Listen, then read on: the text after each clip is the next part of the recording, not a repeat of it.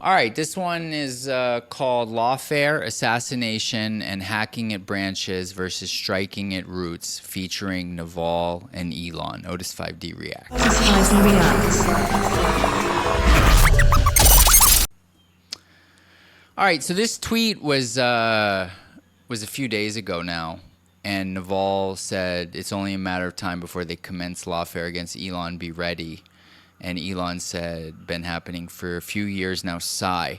And I thought this one would be worth taking a look at in light of the assassination attempt on Trump, because for a few reasons. Naval has talked about civil war since then. This is how you get a civil war. Elon has fully endorsed Trump. Elon has called out Reid Hoffman as a guy who should go to jail for being too close with Jeffrey Epstein and being on the island too much. I mean, this is hardcore shit. We're in hardcore deep waters, bruh. Hardcore deep waters. And I think that it's only a matter of time before they commence lawfare against Elon. Be ready. I think that people have woken up now, and a not insignificant percentage of the global thought leaders are now in wartime mode. It's so fifth generation warfare is the idea of a war where there are no clearly defined fronts, meaning not only is there no geographical concentration, right? Like Ukraine and Russia would not inherently be a fifth generation war, even though it kind of is. Because it's like, okay, well, you have the Donbass region and they're fighting over this place, and that's more of like a third generation war. Fourth generation war was really pioneered in large part by the Vietnamese against the French and the Americans, who would basically strike anywhere and everywhere in cafes, in cities, and in villages, and in the forest, and you just never knew when you were going to get attacked. And then, so this was a major evolution because, as I'm sure you can imagine, even World War I and World War II, most of the fighting involved like meet at this point and you shoot at that guy and that guy shoots at you.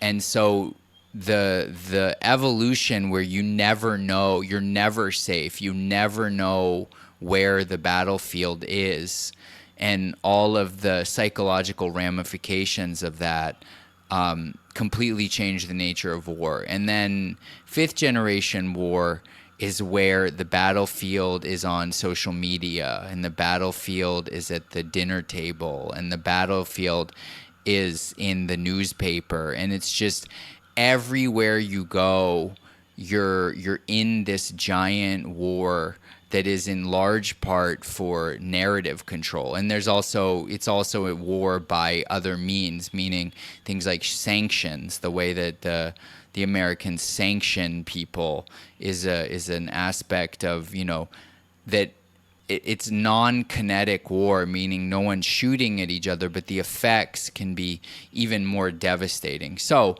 point being, in large part, social media has been for a number of years, as everyone who's active on social media, especially Twitter, mostly knows, like, it has been a war. It has been a battleground for a long time now, and different people got control of it under Jack Dorsey, the traitor who tries to launder his reputation through Bitcoin and Nostr without really ever, like Elon Musk is sitting there fucking saying Reid Hoffman's name, you fucking fat fuck, right?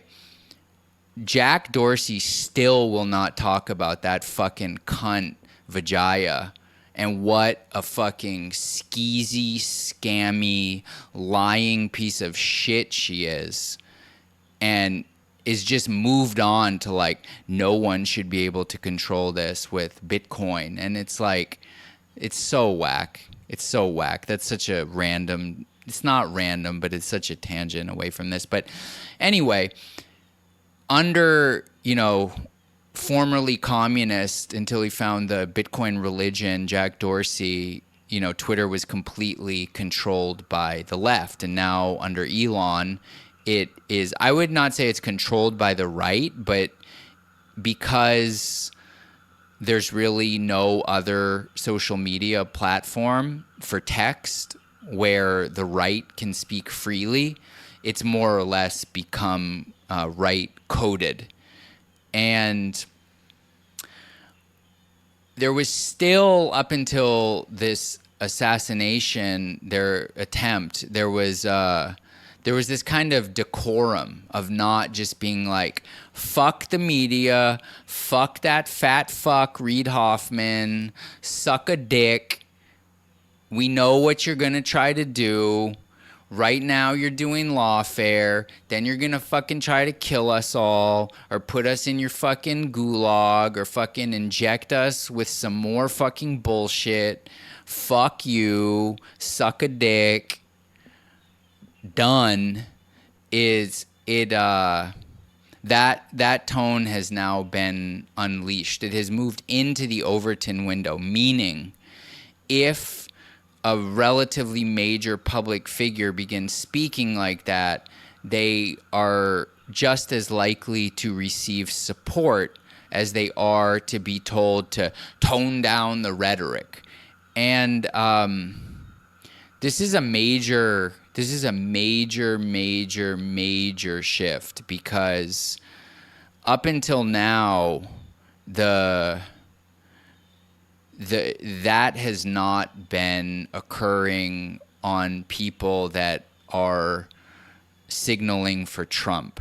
People that are signaling for Trump have been quietly signaling for Trump. Even today, there were a few tweets talking about the fact that you're now starting to see MAGA hats worn openly in San Francisco. And these are all super symbolic things for the fact that we're in a new time where people do not give a fuck. And if someone comes up and says, how dare you wear a MAGA hat, the person wearing the hat is likely to say, look, bitch, you're fucking trying to kill us. And if you think I don't know it, suck a dick, fuck you, get the fuck out of my face. I like Trump. If you don't like that, mind your fucking business and get out of my face. Now, I'm not saying that like that's the thing to do. Obviously, politeness has its own virtues, but there's a difference between being polite by choice and being unwilling to not be polite. And the willingness to not be polite is it's a new facet of the culture war on Trump supporting side, especially Trump supporting centrists and Trump supporting former liberals, like people like Elon Musk. And I just think that's worth taking note of. I don't necessarily have a strong opinion on where that leads, but I think it definitely leads to further escalation. And I don't know what that escalation. See, this is again, okay, I love it. I love doing this so much because I was just about to be like, see, this is why I want to have this Otis 12D group chat, And it's like, I've never had something that has a business model that I love so much that I don't have to think. It's like in the past, if I was ever trying to like turn this into a business, I'd have to like put a note somewhere, like remember to plug the thing that you're trying to turn into a business. And very quickly, I would always be like, dude, I don't fucking care. Fuck that. I don't even want a business. Fuck it. I don't care. I just want to do this. I just like doing this. But this is such a natural outgrowth because I don't have strong answers on where this is leading, but I think knowing where this is leading is so valuable. Like, here's an example. Here's a reason you should consider joining Otis 12D. By the way, Otis 12D is my group chat. Go to my website, which is, plastered on the video, and click Otis 12D and you can find out more. But here's an example, right? So there are these prediction markets on crypto, Polymarket, right?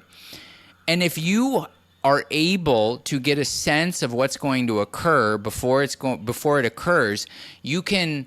The idea would be that occurrence is currently underpriced on Polymarket, and if you have a group of people who come together and kind of like, what do you think? What do you think? And they come to a consensus. They could individually choose to bet on things, predictions, via Polymarket and make money.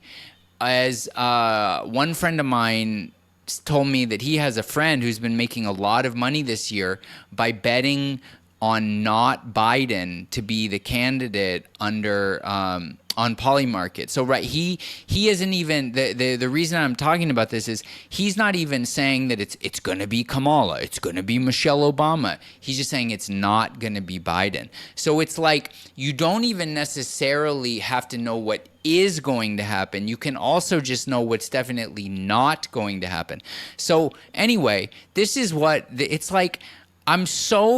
My passion right now is because I just feel so fucking gratified that it's like I don't have to be Mr. Answer Guy where it's like, hey, look at this tweet. Here's how you should be thinking about it. Because it's like, dude, fuck that shit. I don't even want to be that guy. I don't even have the desire to be that guy. But I have this like limiting belief that like that's what you have to do. If you're going to be a reactor, you have to be the one who knows everything and you got to tell the people. But it's like, no, you don't. I get it so clearly now. Having the right questions is more important than having the right answers. And I'm very confident about the fact that I primarily have the right questions. And what I want is a super high signal, genius level group of humans to discuss this stuff with, who are like, Otis 5D, dude, I fuck with you heavily.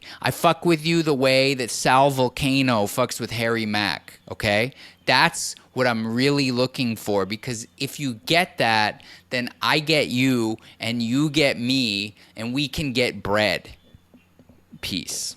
Otis5D.xyz. Go fuck yourself.